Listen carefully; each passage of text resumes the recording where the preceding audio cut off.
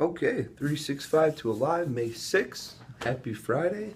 So the How to Invent book by David Straker and Graham Rollinson taking another interesting turn, big shock.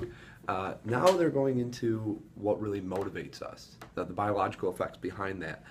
Obviously, he's going to talk about Darwin in the beginning with natural selection and survival of the fittest. You know, the big guys eat the little guys, and the bigger guys keep eating those smaller and smaller people, or animals, or whatever is eating each other.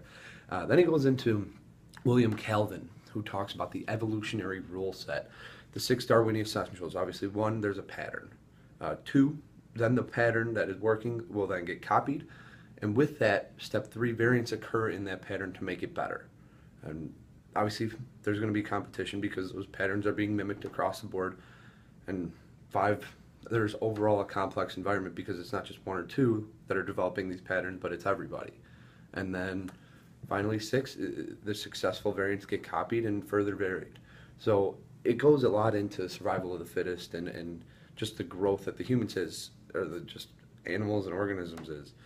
The reason he brings it up, though, is it shows that this is how thought happens. You know, you have an idea, well, then you want to progress that idea, or a business or an organization. That's really, I mean, in a long short, defining overcoming. He talked about Abraham Maslow's hierarchy of needs, starting with physiological, going into safety, belonging, esteem, and then finally self-actualization, just climbing the ladder of what's most important to us. But he brings up an interesting point about trying to control our world. We're always looking for answers. We're always looking to blame everyone else. But he says when you do that, it takes away from being creative. You know, if you have all the answers, then what questions do you have? And looking at it the other way, if you're questioning everything, you're going to find different answers and different solutions for things that you might have. Now, it's Friday. I'm done. But just to bring up what we're going to talk about tomorrow, he goes into how to get into a creative state. Now, this is very interesting because if you think about, you know, when you were generating a lot of ideas or you were having a lot of success, what led up to that? We're going to talk about it tomorrow, how to get going. Until then, overcome alive.